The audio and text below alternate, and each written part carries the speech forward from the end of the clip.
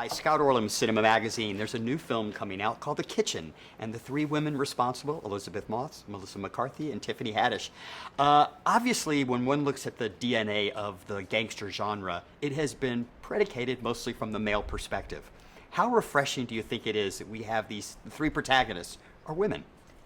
I mean, I'm such a fan of movies, and I think anytime, I love the genre. I love mobster and mafia movies, and it's just nice to have a genre that you're familiar with and you like be told from a different perspective. So, I mean, it was fun to read. It was really fun to make, and I'm really proud of the outcome. I think Andrew Burloff just wrote. It's grittier and less sensationalized than I think a lot of mafia movies, because it's not really the glamorous side of it. It's just how it would really maybe happen, and the kind of the consequences that come with it. What I thought was really fascinating watching this movie unfold is that they're such a reflective about the society we live in. Here are these three women who are basically suppressed in their life, not only by their husbands, but by the world in general. And when finally they're given the opportunity, they're successful at what they do. But yet when the males come back in, they want to suppress them again.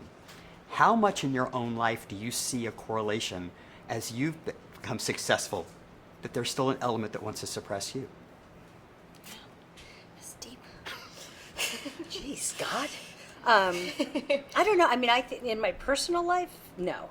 My father always said we could do anything we wanted to. That just wasn't an element. Do you feel it? Is it a part of the world? Of course it is. But I mean, I can't have a bigger cheerleader in Ben, and he's great. I mean, we have two girls, and it's just not an element. I think you can fight and try to just not have it be in your life. Doesn't mean it doesn't exist, but you don't have to open the door for it. So professionally, do you think men encourage you? Do men encourage me? Men are afraid of me. You're afraid of me. Look how red you're turning right now. Men are terrified of me. I don't know why, because I'm really soft as mushy and lovey-dovey, but I mean, I do have a protective shield up too, so that's probably why you're scared. I'm not scared at all. I love you. One of the sequences in the movie, which, every time there's a film, somehow there's some moment that people kind of remember and will repeat. And this is the bathtub scene. And I'm wondering, actors, you bring a skill set in, and there are things that maybe you learn while making a movie. Oh, I didn't know that's how you did that. So did you learn anything while you were doing this? And do you think you'll ever carve a chicken differently because of this? I have to admit, I never thought about certain things that I had to do in this movie in a practical way before. So Let's everything, hope. So everything that I learned was new to me. The sort of the practical nature of what you have to do to a body in order to let it sink, for example, was not something that I had thought about growing up in Laurel Canyon. I'm daydreaming about it. Yeah, and I didn't. Yeah, it was at ballet school, so I was not really thinking about that. So everything was new to me, as it was new to Claire. So it made sense. Will you carve a chicken differently now? I can't carve a chicken regardless.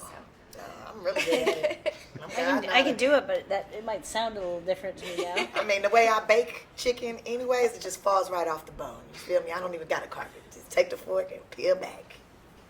See, I'm not afraid of that. I'm not afraid of that, Tiffany, at all. I feel like you are. I'm nervous. Tiffany Haddish, Melissa McCarthy, Elisabeth Moss, thank you so much. Best of luck, and this is Scott Orlin. Till next time.